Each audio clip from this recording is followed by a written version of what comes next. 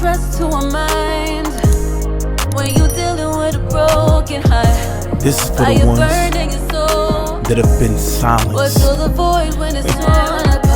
turn them over. How often per day do you take time to do things that bring you joy? I think that people should hear you out when it comes to that, because I feel you have a very interesting outlook when it comes to little things that bring joy. Well, one thing a little correction I want to make. You said knowledge is power. I'm well known for saying that ignorance is power, and that will be for another episode, but I would love to discuss that. I'm gonna write that down. In terms of things that make, how many times a day do things make me joy? I'm not very list driven, but I do like to juggle and review my milestones that get me to my goals. And I'm a big woohoo kind of guy. Milestones meaning steps that I ascend to get to the next level. I'm more focused on the steps and the fact that I don't climb myself. I'm really the kind of guy who likes to pull someone up with me as high as they can go.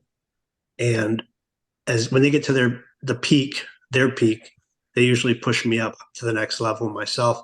So I say that throughout the day, I'm more focused really on the individuals that I'm co-assisting in our mutual climb.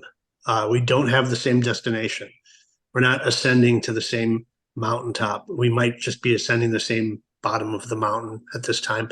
So throughout the day, I celebrate with others a lot. I think you have to encourage people, not on social media, not over the phone. You need to encourage people just in your daily life, even if it's someone who, the guy at the Burger King who served you a burger today, that guy is working for you. He gave up his whole day so that he could hand you a burger. Think about that. That's what I celebrate. Thank you for serving me that burger. And I mean that. Like, I mean that. Thank you for cleaning the toilet. Yeah. I ain't doing it. I mean that. So I think if you can celebrate those little joys with other people, the joy is more realistic. Yeah, that is a lot of sense of respect in those words too. A lot of people just dismiss people that are under their position. They just or either dismiss it, or they don't even give them a chance to help them get out of that. Every job for me is dignified. Hey, if you get paid and it's a job that you get to sustain your family, that is a dignified job. It doesn't, you can be scrapping the floor. If it's paying you and it's sustaining your family, that is a dignified job. Every single person beneath me, every single person who's beneath me in income, 100% of the people who are beneath me in income do it honestly. And 100% of the people who are above me in income do it dishonestly, even as my income rises. I find that's to be the case. What were the other two questions? I already forgot them. Well, the thing with that, like I already said before, is that when people get that little taste of power, they just go bananas. Now, rest assured that that type of attitude is only going to take them to one level. Yeah, they may go up there, but not up there where they really want it to be.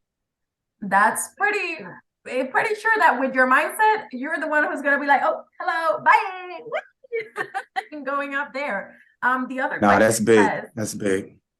2 things that you would do in your life to make you feel more fulfilled. Oh, sure. Oh, wow. This one's tough. 2 things I would have in my life. Well, number one, I got the answers already.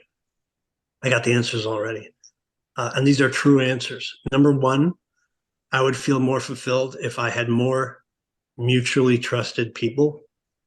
Most people in my life either trust me and I don't trust them, or I trust them and they don't trust me. So having a mutual trust relationship, more of them, even one more, would make me feel much more fulfilled. I would be surprised if I met one person a year. That's real. Yeah, I don't even think it's one person every 3 years. I'd have to make a list. So that's number one, for sure. I would feel more fulfilled this year if I met a trusted, mutually trusting relationship. And number two, and this one's a tough one, man, I would feel more fulfilled if I could meet someone I could learn from. And that doesn't really happen because a lot of people spout the truths of their culture or the truths of the consumer media or the truths of the education system. And I don't know, like Lucky and Alex, you guys are religious. I am too. I also come from a Christian background that varies from yours massively. I would love to have an off-camera discussion with you guys about that sometime. Absolutely. But I don't want to learn about religion from you. That doesn't really interest me. I want to learn something else. Like, do you have hair, Lucky? Or are you bald? I don't know. A little bit, afro, okay. Mini afro. I'd love to learn how you do your hair. That's real. Yeah. No, I mean, I would love to. I would feel fulfilled. Like if you sat down with me and showed me, because I don't have an afro, dude. I got, you know, I don't know what this is. Learning to me would really, like learning from someone else would really, to find someone who could teach me something new, something that I don't have knowledge of. You know, I don't want to go to YouTube to learn. I want to learn from an individual who can teach me. Exactly. Right. It feels more personal. It feels, you absorb more when you're putting all your attention in a person that's really excited to tell you something. And that's so beautiful. That's so beautiful about people. I empathize with you, Adam, on that because I've had a lot of relations in which I sit down to speak to people.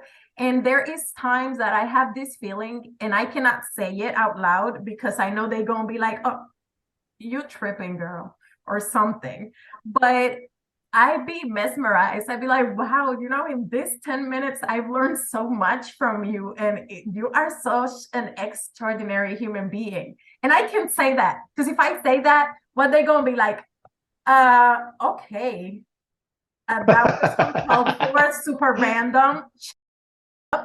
And I'll be like, okay, then. It's just beautiful. Every mind is a different universe. And it's so fantastic, the things that you can discover. Even knowledge, like you said, Alex, even knowledge exists differently in every mind. What you knew about knowledge and this topic, it's not the same that this other person knows about knowledge on that topic. And it's just fantastic to unfold that. So thank you for that, Adam. How many times a week do you think sex would be acceptable that to make you happy? Let's say you're a man that works a lot, you're always busy. And your lady's always busy too. You know, you guys sometimes you don't want to be the couple that schedules the intimacy. So for you guys, what do you consider for a man to be the right amount of sex in a week? I would think, and I would say that it's not necessarily the amount of times I would say, but the amount of fulfillment. You know, if I'm satisfied with a particular time, I can hold out. You know, I can wait. I feel like I will be able to wait. I will be able to, you know, put off what needed every other, you know, day or so, maybe, you know, 2 or 3 days max, you know, depending on the partner, depending on where they're at. You said 2 or 3 days max. Well, 2 or 3 days max. It just depends. It depends on the interaction. 2 or 3 days max. So there's a quota. After the third day, hey, you gotta bring it here because you know. But you know what? It just depends on the interaction because you know nowadays, like I said, is sex is so over pedestalized in our society that the specialness of it is losing its value. You know, you turn on cable TV, you turn on Netflix or Prime Video, and it's right there in your face. So I feel like we as a society have a responsibility, like, and you know, especially as men, but I would even go so far as, you know, and I know the ladies gonna hate me, but even women, like I feel like if sex was more, I'm not saying chastity, but I'm saying more covered and veiled in the way even women dress, even women, the way they went out the house. If sex was more, because men are natural chasers, you know, we pursue, we like to go after. So if it's not easily just given and thrown out there, and it's something that we naturally have to work for, it would be better. You understand what I'm saying? Like, I can't just walk out the house a certain way, but in our society, they make,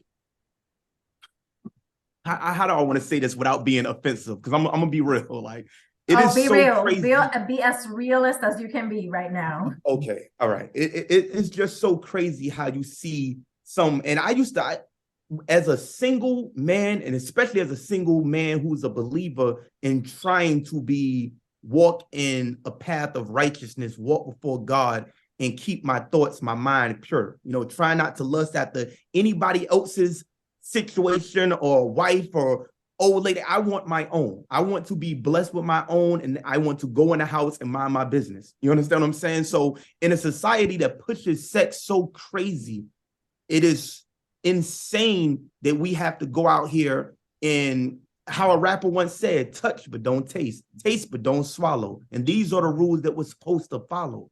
That is crazy. You understand? Because I would not go out in some of the outfits that I see people. Like, I had to stop going to certain places, like not just convenience stores, the mall, the supermarket. Like, women would be half dressed ridiculously.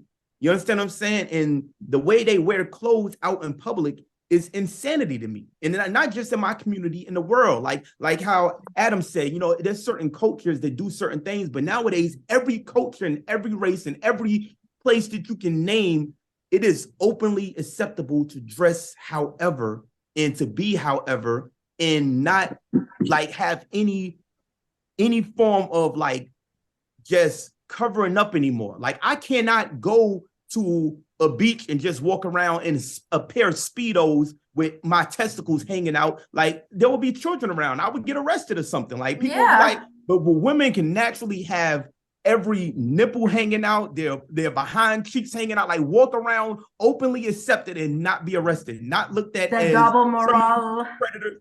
Yeah, not looked at as criminals, predators, anything like that. Like, I have my son and my daughter. Now that image is permanently seared into their mind. So when they grow up like me. Like, the first time I seen that stuff, I was like 3-4 years old. Those images stay in your mind. So when you become a grown man, naturally, these are the type of women you're looking for. You understand? This half naked, this half dressed, but like, you know, this is the type of stuff that our society shouldn't even be that way. You understand? You know, I have a little experiment I made.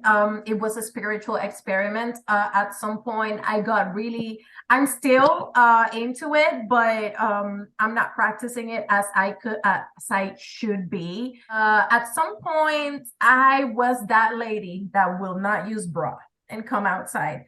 My defense was bras can actually cause cancer. The little steel thingy, the wires. Uncomfortable as heck. Oh, you have no idea. Definitely and understandable. Back pain, but at the same time, is this pain more? Is it harsher than the outlook of people outside? I think I can bear this pain for a couple hours than going outside and having my image on people's heads forever. Like you just said, I made this experiment. I used to come out without a bra and stuff like that. That was not the experiment though. But yeah, I had a lot of attention. Obviously the attention was not the right one, but a lot of attention over here, over there, behind me, in front of me, everywhere. Of course, there's nipples out. There's going to be attention everywhere. And Rose, it's not even the fact that it's just, you know, people walking out without a bra. Like, it's like some of these outfits scream, look at me. You understand what I'm saying? Like, there was a pastor I heard that once said, if your outfit is a frame for your face, God is pleased with your clothing. If your outfit is a frame for your body, it's sensual and God hates what you're doing.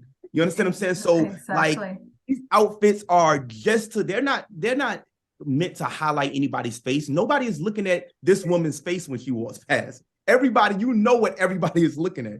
You understand what I'm saying? So it comes a time and a point in life where it's like, you know, and now it's readily available to everybody. I mean, the internet is right here. So you don't even have to walk outside and meet anybody no more. You don't have to go out your door. Like, not even you know, my pull up your my phone spouse, my spouse doesn't have internet, doesn't have, I mean, social media. And we went to a fresh market. Is that how you call it? Fresh marketplace. And there was this lady with no bra, and he's just walking, and then he's like, oh, and he looks at me, and he's like, oh my, I'm sorry, I didn't mean to see that. I didn't mean to see that. And I was like, what are you talking about? And I looked at her, and when I looked at her, her boyfriend is right next to her, and he and I just just meet eyes, and we were like, I just kept walking, and I told my spouse, just lower your gaze. Just lower your gaze and just keep walking. It's a shame that he has to do that. It's like, shame, it's crazy. exactly. Like, and not it's like it's forced on you. Like, how this is like eye rape. Like, you can say it like that. Yeah, definitely. So like, I wanted to explain you was I did that, and then when I got really, really deep into the Quran, I started wearing a hijab because I wanted to see how the world perceived me if I changed my spirit into goodness. Before, I was a little more outspoken than I am right now. I was outspoken like Adam, like I don't give a fuck. But Adam has money to back his statements. It makes a difference. But I don't have that much money to back my statements. It makes a difference. No, it makes a big difference, you know. And so I agree. I had to change. I had to change my vocabulary and the way I address things. And I was like, you know what? I think it's time for me to go into a spiritual path and know myself more. I put on a hijab. I think for a full year, for a full year and a half, I was outside. I would come outside in my hijab, only showing my face. And I don't know how to explain people how beautiful that experience was. And every time I talk about it, people are like, oh, you're just trying to convert me and stuff. I'm not even trying. I just want to express how beautiful people treated me. Not people, men.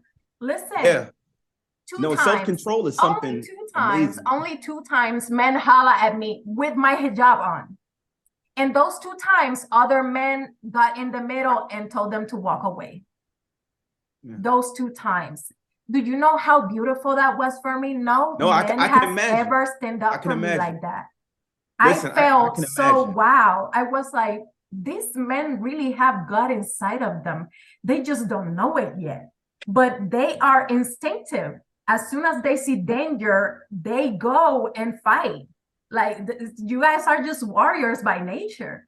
And the fact that in that whole year, only like 5 times I was holla at, and I ignored them, and they just kept walking. There was no harassing, like, oh, baby mama, don't ignore me. What's up? What's your number? You ugly anyways. None of that. They say, hey, baby mama. I just keep walking. They're like, okay. That's it. No back talking, no anything. And the men that would literally, one time I came out of Walmart. I needed a TV, and I went to get a TV, and I was by myself. And it was nighttime, and this dude sees me walking, and he's like, "Do you need me to walk you to your car? Are you okay?" And I'm like, I'm scared now. It's night, and this dude, I don't know, maybe he's the one who's gonna mug me. He's gonna assault me or something.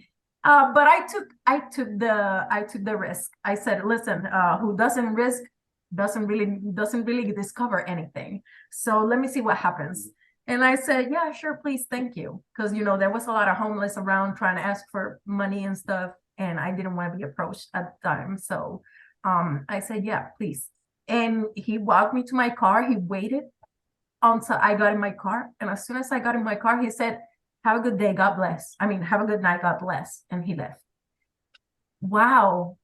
Yeah. Do you know how beautiful would it be for every woman in this world to experience that warmness of a man that they don't really know? Because I saw it. And when I saw it, I said, I was in the mentality of, oh, all men are the same. Don't matter. But as soon as I experienced that, I was like, there is good men. There is. You just gotta act like you really want that kind of man. Right, right, exactly. Assalamu alaikum on a different behavior because I know I'm a sinner. Because I know I'm a sinner. I could be Will, I could be Chris, I could be Still, I could be Push, I could be Healed. In order to look, you gotta be filled with all of his book. What's trust to a mind? So now if I say When you dealing with I'm in a love, broken it just look heart. like I'm crazy. Fire burning your soul. When Kevin Gates say we supposed to be in But love, for the it just look void like when he it's wavy. torn apart. I can't no more. Can't judge their lifestyle. You know? I've had 3 children. Unright behavior.